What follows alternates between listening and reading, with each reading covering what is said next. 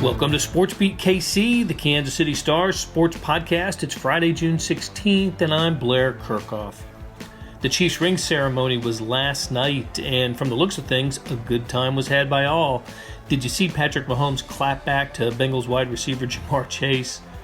On today's show, you'll hear from Mahomes, but from before the ceremony, he met with reporters earlier in the day and shared his thoughts on many topics, including why he wanted some editorial control on the upcoming Netflix series Quarterbacks. You'll also hear from Coach Andy Reid. Mahomes and Reid spoke on the occasion of the end of off-season activities. The Chiefs take about a month-long break now before heading to training camp. But we're going to start with an old friend. Eric Bieniemy was with the Chiefs for the past 10 years. He's now the offensive coordinator for the Washington Commanders, but he and several other former Chiefs returned for the ring ceremony. Let's hear from Bieniemy on last year's Super Bowl experience, and then you'll hear from Mahomes and Reid. To the Super Bowl game that you said, man, like, I did that for the guys who are going to celebrate tonight? Well, there's certain things that you stress to players throughout the course of their careers that they've been here. And one thing you guys have heard me say for a number of years, we're always going to find a way to drag our ass across the finish line together. And guess what we did in that Super Bowl? We found a way to drag our ass across the finish line together. And it doesn't always have to be pretty, and it doesn't always have to be the way you plan it. But at some point in time, we got to find a way. And when you're developing that culture of accountability, guys start doing things and they realize that, you know what, it's not about me. It's making sure that I'm doing everything under the sun, that next person understands he's by far the most important player in this particular moment.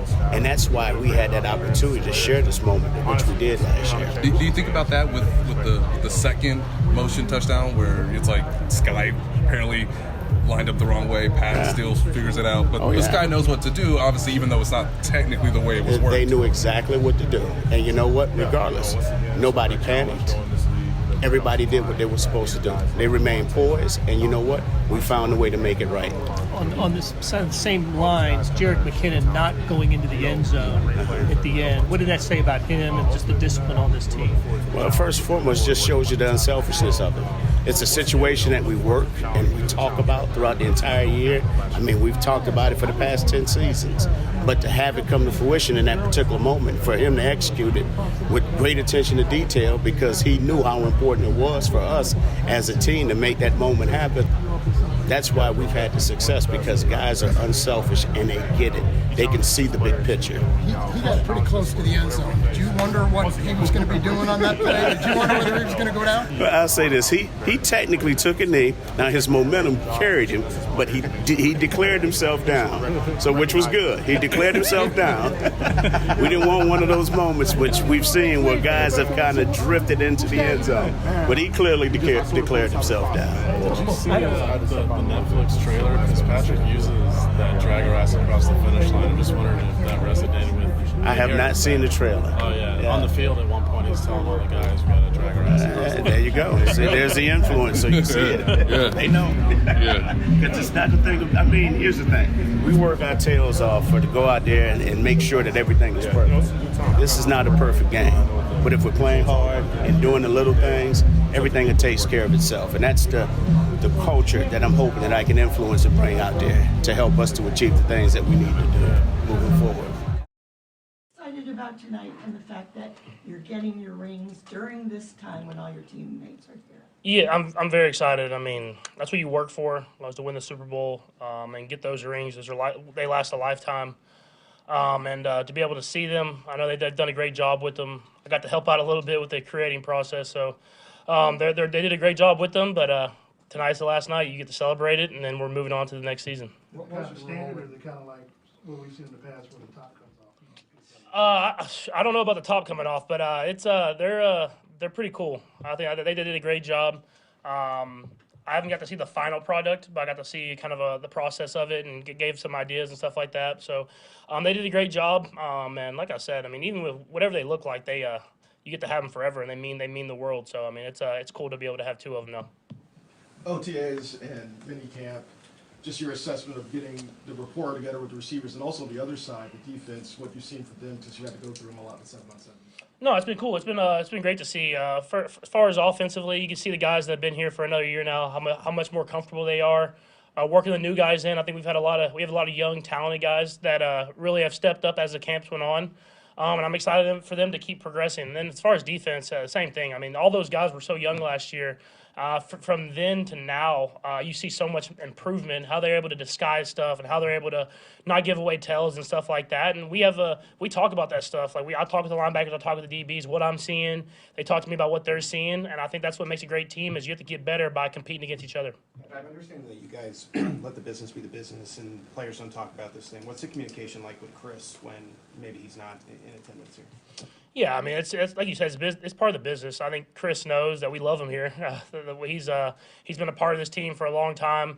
He's one of the main reasons that we've had the success that we've had. He's been that leader on the defense. He's made a lot of big plays, and it seems like the biggest moments, and you want those guys on your team.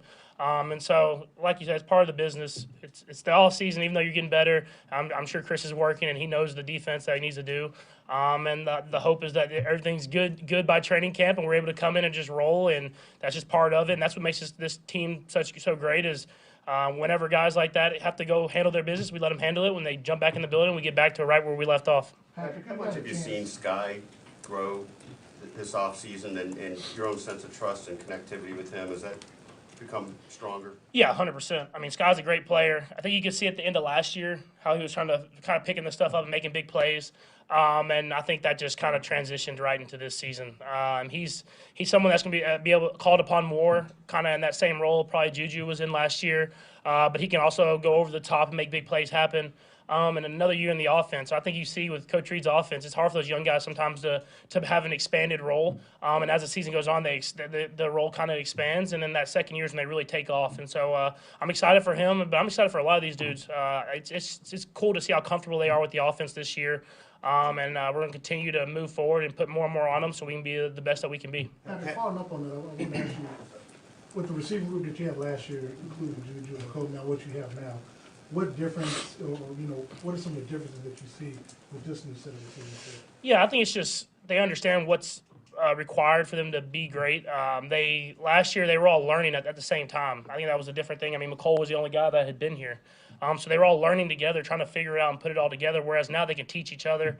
And you have guys like Marquez and Sky and Kadarius and Justin Watson. They can teach these younger guys like how we do things, how to run the routes a little differently than where they've been previously or in college.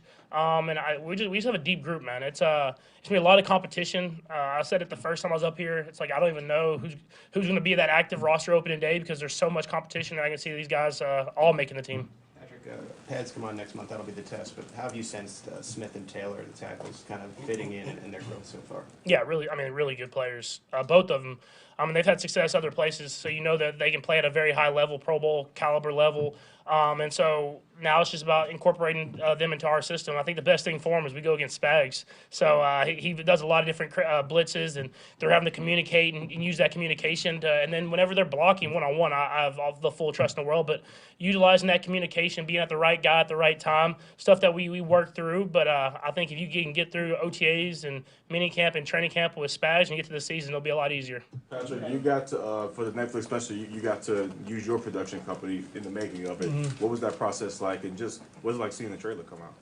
Yeah, I wanted to for sure be able to have some editing rights because I've realized that I'm kind of wild on the field. Like I don't even remember the things that I say, but I'm a competitor. That's just who I am.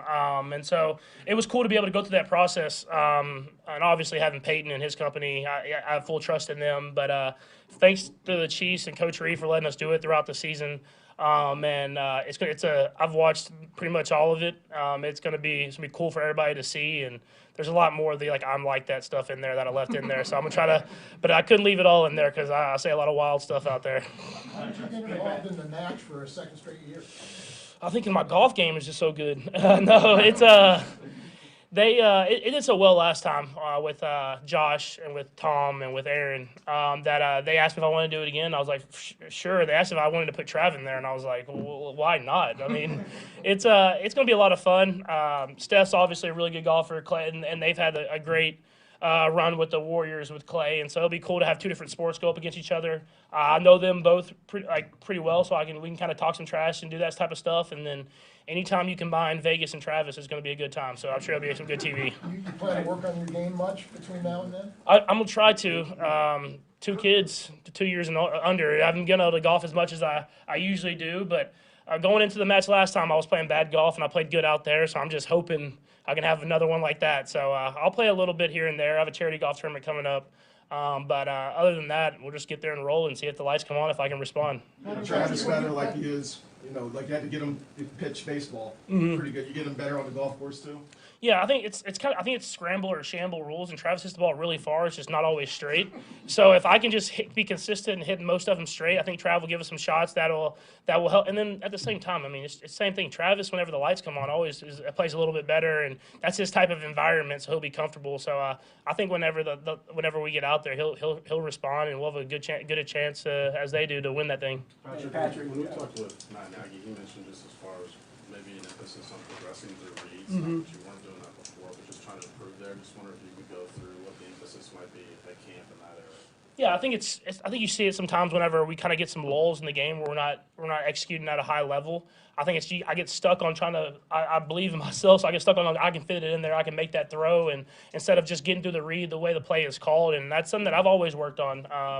I think you saw it a couple years ago, and I got better at it this next year. But let's continue to get better. You want to be able to get the ball into the right guy's hands at the right time. And the thing about having all these receivers this year is we can trust everybody to make plays happen. So instead of hanging on a guy maybe a little too long and try to force a ball in there, let's get through your progressions, get through these reads. And this offense gives you a lot of tools, and I just want to try to utilize those. And so that's something that I've worked on all throughout OTAs. Hey, Patrick, we've talked about David Girardi before. I know you're a big fan of his.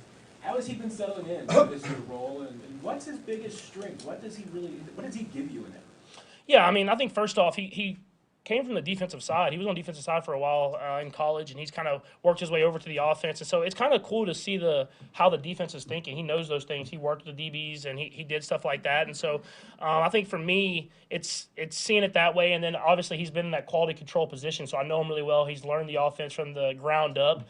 And he learned at a high level, and he continues to push me to be better and better. And so comfortability, and then ways to let me see the game in a little different way than I've seen it before. I'm always trying to get better and see it in a different way so I can go out there and execute at a high level. Nate.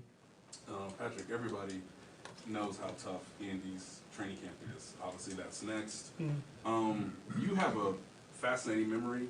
I know you have a photographic memory as well. Can you just explain what was the hardest maybe practice or the hardest moment of an Andy Reid training camp? Oh, 100%. I know it already. So first of all, you can see I'm still sweating from the conditioning test we just ran.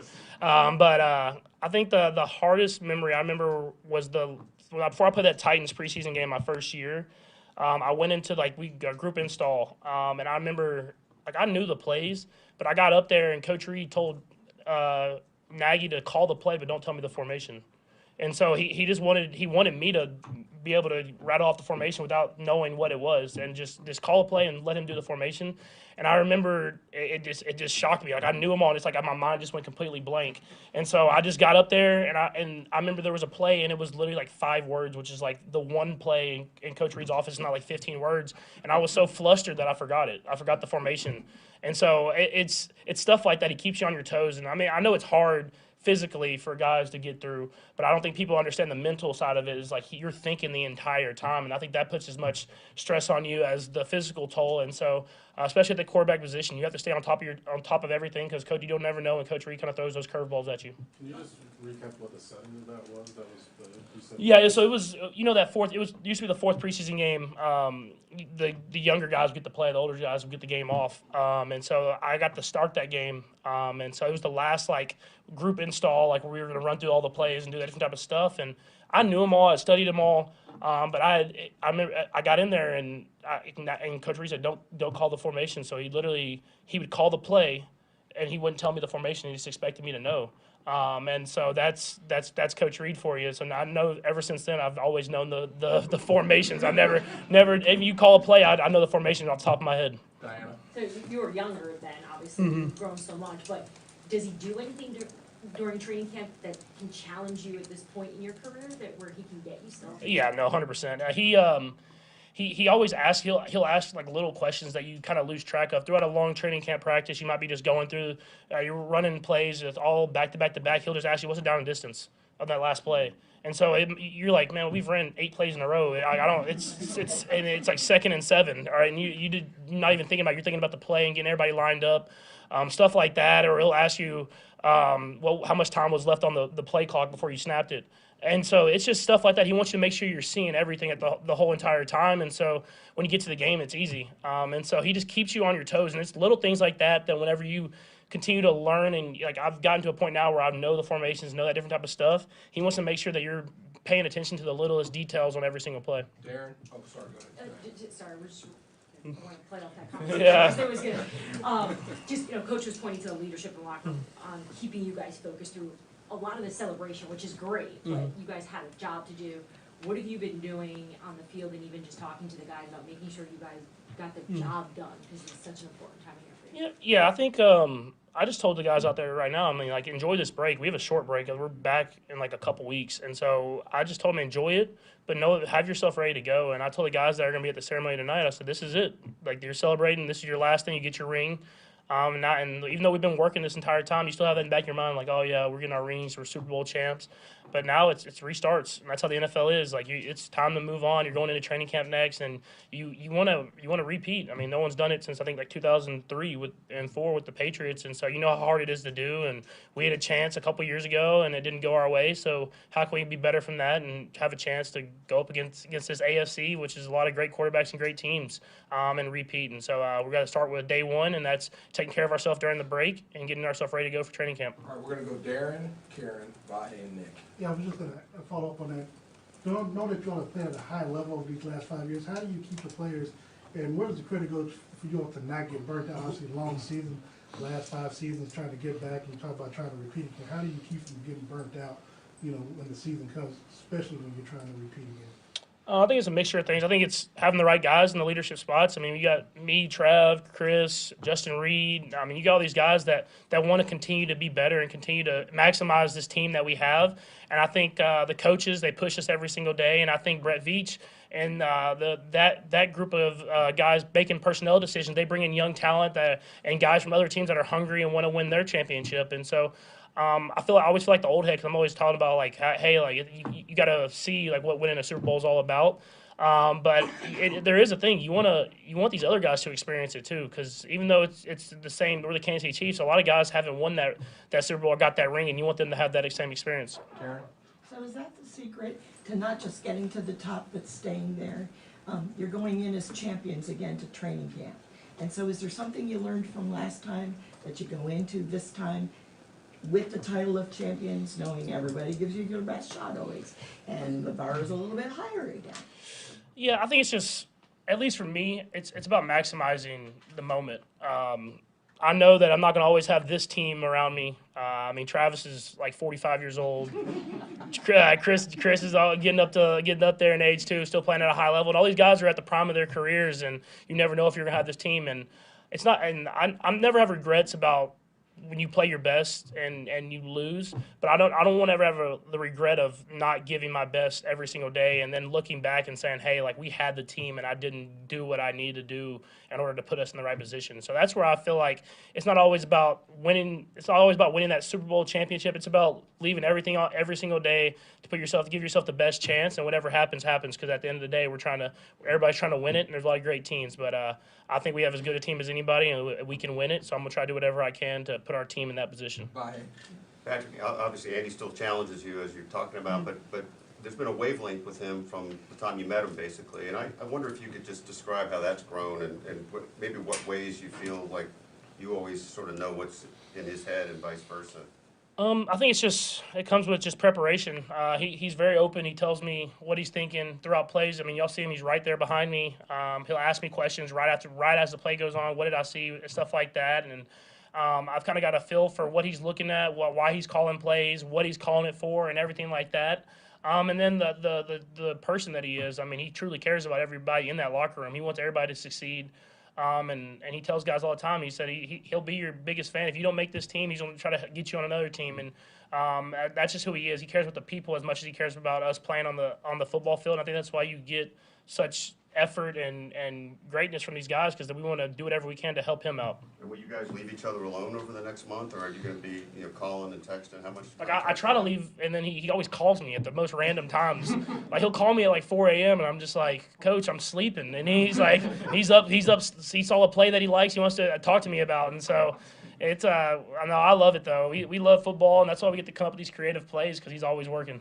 Last one, Nick. Yeah, Patrick, going back to the Netflix series, with the amount of access you gave to him, what are you hoping people take away after watching it? I don't know if I hope people take away from this, but they're going to see how different I am here than on the field. I think that's the biggest thing that you're going to see is I try to cut out as much profanity as I could, but it's hard. You would get nothing in the whole game. And so I think you see that, and then you see the process of throughout the week. And I know you hear it in the trailer and stuff like that. People don't. I mean, it's just hard. Not a lot of people see the process of throughout a week of how much preparation and working out, and it's a long season. It's 8 months pretty much from July until February, whatever you want to call it.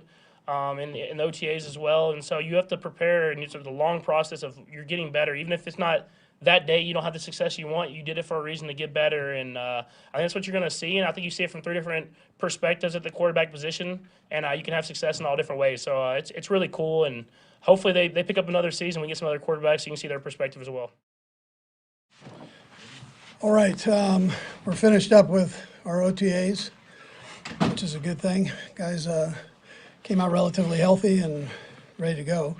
There are a couple guys that I'm not sure you guys know about that I'll put out there, but Blake Bell had an appendectomy, and that's why he wasn't at practice. And then Mike Edwards had a hamstring. McDuffie had this stress on his fibula. He should be okay, though. I mean, all these guys should be okay once we get down the road. Patick had shoulder surgery, you know that. Trey Smith had a tricep that he hurt, strained it just a little bit during the latter part of camp. L'Jarius Sneed's knee, we've kind of backed off of him to make sure that we kept the swelling down there. And then Ward had the knee surgery. So those are kind of the primary guys that didn't work or worked just partially this camp here. But it was good to get the guys out there working. They pushed themselves. They challenged each other within the rules that were given here. So, and it's a good foundation to take up to training camp. You know, they've got to maintain it here now for the next 4 weeks, but they'll do that. They'll take a little time off and then get back cranking and come back ready for camp. But we've got plays in we wanted to. The scheme evals that we did from last year were all covered, and we're ready to go. We just got to get through the next month here. So with that, time's yours. Andy, the injured guys you just mentioned, you expecting any of those guys to be ready to go when you? Yeah, most of them will be ready to go. I mean, there are a couple of them we just have to see on. So I'll get you that though day one when we get back. Coach, what's some of your biggest takeaways that you saw from some of the rookies and first-year players that you had a chance to see during camp? Yeah, I thought they handled the load of, the plays without picking out specific guys. But in general, that's what you look at. If they make a mistake, are they going to make the mistake twice? And I felt like they worked their way through it and did a pretty good job with the retention part and accuracy within the play. So. Andy, how much more comfortable, excuse me, do you think Sky is overall? His whole demeanor seems different, just even in here speaking to us. Yeah, Sky was targeted quite a bit this preseason. He was one of the higher targets this preseason. Had most catches, or close to the most catches. So I think he's taken a good jump. Most of all, the quarterback trusts him, so he was willing to throw the ball. That's why I mentioned the number there. So. The quarterback's not going to throw it to you if he doesn't trust you. And you feel like he's, just in his familiarity with everything, I mean, does that really Sure, show? way different. But listen, still a ton of room to climb and grow. He's so willing, though. And you got a chance to see one of the good parts of his personality is when everything was going wrong last year with the punt returns, he didn't let that bother him. He came back and he'd have a big catch in the same game. And and that was all new territory for him with these punt returns. But the resiliency and able to kind of focus back in. That's a good quality to have. Andy, understanding you guys haven't been playing real football out there, but Yeah. have you seen anything from Clyde during OTAs that would lead you to believe things are going to be different for him? I thought Clyde came back in good shape. It was great for him to get all the reps that he did. He did a nice job with it. Obviously, he's talented. So, really, for all those running backs, it's just a matter of getting out there. That when things are flying, especially around their legs, and that they've got to make sure that they keep that. But he's proven that he's good with all that too. So. And you with the defense, I know you guys have been doing mostly 7-on-7 passing, so I haven't seen that secondary just from the offensive vantage point, how they've improved since last season. Yeah, they know what they're doing now, which is a big plus. This time last year, everything was new to them, and there were quite a few busts. You don't see those right now. They're pretty sound with what they're doing there. I like the improvement that they've made. Coach, we just got through mandatory camp. You didn't mention Chris Jones. Yeah, so Chris wasn't here, and kind of like last year, same type of deal. So that's his choice. So he chose not to be here. But Coach, I'm sure he'll be at training camp. I'm sorry, could you talk about the ring ceremony and just having it here during this time when everybody can be here? Yeah. So, and we invite the people back that were with other teams now. So it'll be a little bit like what went on at the White House, but they're coming back to Kansas City. I think it's a great deal. I think the Hunts have put together a real nice night for the guys, and I think when it's all said and done, you'll be able to hear that response from them. It's a nice plan there. I just wanted to make sure I understood you correctly on Chris. You said you're sure it'll be a training camp. Well, yeah, I mean, Well, I'm not sure about anything. I'm not sure I'm going to be there, but I mean, I got to get through. I wish I could predict that, but I think he's, there's a chance he's not. We'll see. So, I mean, I know it's Brett's deal, really, but your feelings are pretty good right now on that front as far as camp goes? Yeah, I don't even deal with it. I mean, I let Brett and his group deal with it. If you're there, you're there, and if you're not, we keep going. It's one of those deals. So they'll work all that out. They're communicating, so that's important. What's your communication with Chris been about all this? Make sure you're in shape. Andy, could you share any of your thoughts and emotions directly after the Super Bowl victory and as the night went on?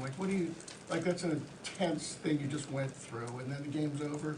Like, where are you? Yeah. You think about how much fun you had, you think about how relieved you are. What goes through your head? Yeah, well, you have the big party afterwards that goes on like all night, and then Ted gets me up at. I don't even go to sleep. I mean, but Ted's knocking early in the morning for a press conference. So. What were you thinking? Like, you're talking to people, you're backslapping, but are there anything you can share about? Yeah, you feel like you've accomplished something. Obviously, you're happy most of all for the guys that have gone through this thing and endured to the end. It's a long haul. There are a lot of ups and downs, a lot of things that you got to work through, whether it's personally or playing wise. You've got to work through all that stuff, and so these guys are humans. They all have. Everybody has issues. Do you replay any of the decisions that you made and think, oh man, that was like a Not at that great moment. call? No. Not at that moment. I mean, you're just happy to be there, right there. Yeah. It slows down a little bit the second time. I can tell you that. You can enjoy it a little bit more. So. With that in mind, you guys have been enjoying a lot of the success, and from a national perspective, it looks like a lot of celebration. That being said, you have football to focus on. Yeah. How have you been able to manage all of the celebration with trying to get the job done? Yeah, I look at what's real. I mean, we had 99% of the team here, with the exception of Chris. Everybody was here and working hard. And so that's the important thing to me. I mean, everything else we can talk about, but they're here working. And we've got good leadership in that locker room. They know this is all nice. White House was nice. This is going to be nice tonight. But that's history. It's all been done. Now it's forward. And that's the way they've approached this offseason. It's been fun to watch. Coach, your rookie class last year, they talked about wanting to make their own statement or build their own legacy with what they did last year, helping the team win the Super Bowl. How do you have them, with the experience that they did last year, share that with the rookie class this year, and also keep them motivated to try to go back and run back up? Yeah, you've got guys that they're motivated guys. I mean, you start with a quarterback and Trav. They've been through the whole thing, so they know what it takes to get there, and they're able to communicate that, and they do that. And I mean, we've got a bunch of guys that were there, and they understand the trials and things, the energy that it takes to get there. So that's the way they've. Listen, I'm aware of all that. I get to see it every day, and then I get to see them go out there, as some of you guys did. You got to see them go out there and compete, and I'm having to slow them down, but because of the rules, and which is a good thing. So it's they want to challenge each other and go fast and all that. So sometimes you got to pump the brakes there a little bit. What is the seen the trailer for the Netflix special that Patrick's going to be a part of, and they were kind of around last year, I guess, shooting some of this stuff. What are your thoughts about that, and how interested are you to watch this or will you? I don't know if I'll watch it, but he handled himself right, so it didn't affect anybody. And those guys did a nice job of kind of staying away. Everything was distant, or our own people, working through our own people here. So it wasn't a distraction. Like some of those things can be a distraction. This wasn't a distraction. And, whatever turns up. But it's, he handled it the right way. Coach, it looked like you found a lot of work for Juan Morris during this camp. And I know, hey, still need to get the pads on the seed, but what did you kind of learn about him, especially maybe his future as a left tackle? Yeah, I like him. I like his ability. I think that was a good pick there. So we'll just see how it all works out once we get going. But he held his own. He rotated in a little bit with the ones, and as Andy does, he kind of gets everybody going there. So I'm curious to see how he does once we get going. And he's tired, and mentally and physically. Let's see what happens then. We got three more. We'll go Aaron, Vahe, and then. I know you all had the conditioning test today. What is it, and maybe how has it changed over your years of coaching? Yeah, this isn't even a test today. This is just the test is when they get back. This is just something I try to give them all the things that they're going to see at camp in some form. This is a short version of it, but it gives them an idea where they're at and what they need to do in the next 4 weeks to get themselves ready for camp. So it's really not, we don't grade them on this or anything. We just let them go, and it's really self for each one. You might be able to do that. Huh? Andy, a few weeks to camp now. Are you able to? Do you want to disconnect? Shut down a little bit yourself and get away from everything, or how do you balance that? Do you have to think about how you do it? I don't have to think too hard. I'll take a little time. Yeah, most of the coaches take time now.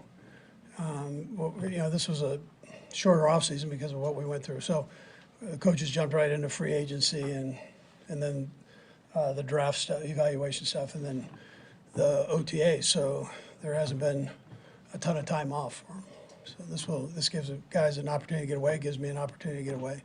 Will there be a day or two you don't even draw on napkins? I mean, do you find a way to just not do I'll probably anything? listen. I normally take the mornings and for an hour or two and knock some stuff out, and then I'm good the rest of the time. Yeah. Okay, so you won't. I'm at the beach, but I'm not really. I don't have that beach body. Last one, Sam. And just the second time being a defending Super Bowl champion. Obviously, I know you guys had a good regular season last time, but do you learn anything that you change as far as beyond scheme, like messaging type of stuff between now and training camp? And As far as scheme, I mean, we try to change that up every year a little bit. I mean, you're gonna have your base plays, but then we try to add a bunch of new stuff in there. It keeps everybody alive, and then I'm short and sweet on messages. I think the truth happens on the field. Toughness it's one thing to talk about toughness, but reality is you got to go do it, show it. And then when you invest time in something, then you're less likely put out a poor performance. You take a lot of pride in that. And so time and effort become a big part of being a professional football player. So that's, I don't do a lot of talking. I don't do a lot of talking to them. It's more, this is what we're going to do. Let's go. Do it with some energy. Be an energy giver and not an energy taker, and let's roll. That'll do it for today and this week on SportsBeat KC. Big thanks to Randy Mason for producing the show, and to our SportsBeat KC staff of Monty Davis, Jeff Rosen, and Scott Chasen. 37 pages in today's morning sports edition, the nation's top digital sports section. It was loaded with U.S. Open golf coverage, the U.S. soccer victory over Mexico last night, the Denver Nuggets championship parade, baseball, NFL news, all of it. Check it out at liveedition.kansascity.com. Thanks for listening, and we'll be back soon with another SportsBeat KC.